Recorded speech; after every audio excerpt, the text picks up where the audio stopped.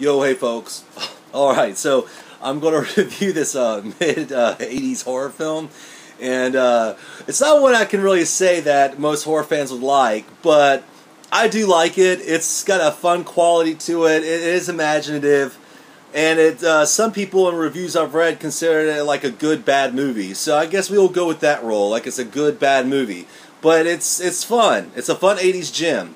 And it's not really mentioned upon a lot ever, so I'm just gonna kind of throw it out there. Alright, so the film in question tonight is boom, Neon Maniacs. Alright, so some mid-80s grade A cheese right here. Alright, so pretty much the film takes place in San Francisco, and it's about these group of maniacs. They're not neon. I don't know where that is derived in the title, but they're maniacs that live under the Golden Gate Bridge near the water, and they come out at night and massacre people in the woods, frolicking around, you know, that kind of thing.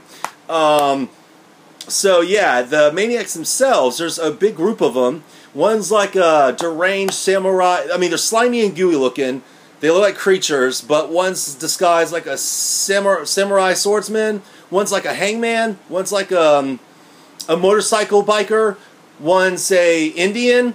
I know what you're thinking. It's like, what is this? The Village People? I know, right? But I'm not lying. It's really like that. Okay. So there's this big group of them. They all have their own little like weapon skills. All right.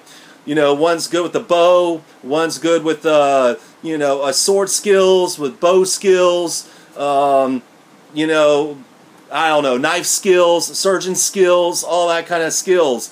And they come out at night and kill people. So anyhow, the story is about this girl with her group of friends are out in the woods one night, and they're all doing their, like I said, frolicking, making out, having like their own little party in the woods. And the maniacs come out and massacre all of them except for her. She escapes. Well, no one really believes her story except this geeky horror movie nerd that is kind of a tomboy, and she likes to make her own little backyard horror films and stuff with her friends. She is kind of and she's enticed by the story of it. But this girl in the movie, this is the girl that her friends were killed. She's like real mean to this like tomboy horror movie nerd that's trying to get on the case and figure out what's going on. So anyway, in the whole movie, there's this guy pursuing this girl that's also in her high school, and pretty much no adults believing him, no cop is believing them.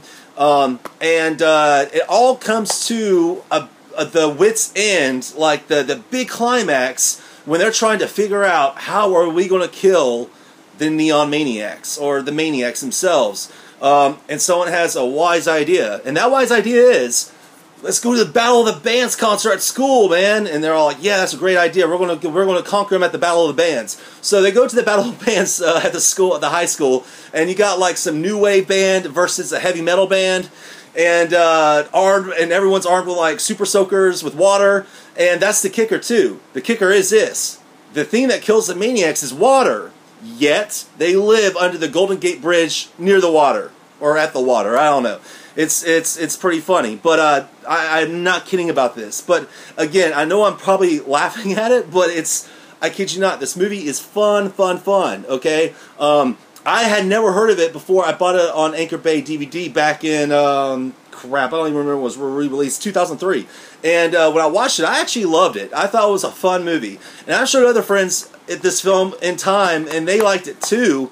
However, due to like a lot of the IMDb reviews and blog reviews I see, people kind of bash it, so that's kind of why I'm trying to be, I can't really say this will be everybody's cup of tea, but I liked it, and like I said, it's full of imagination. It has like I said, the village people type identities to each, you know, Neon Maniac with their own weapon skills, and they massacre people, and there's a lot of slime, there's a lot of splatter, and there's like a lot of monsters and shit, and it's really cool.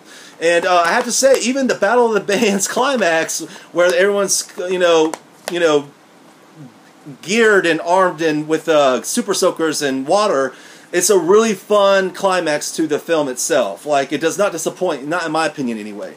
So, and another thing is, the little girl tomboy horror movie geek girl, I kind of understood her because I was one of those, you know, little horror movie geeks as well in elementary, middle, and high school.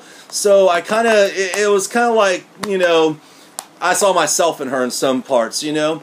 But anyhow, yeah, this film, Neon Maniacs, is a fun, I guess you'd call it a slasher film.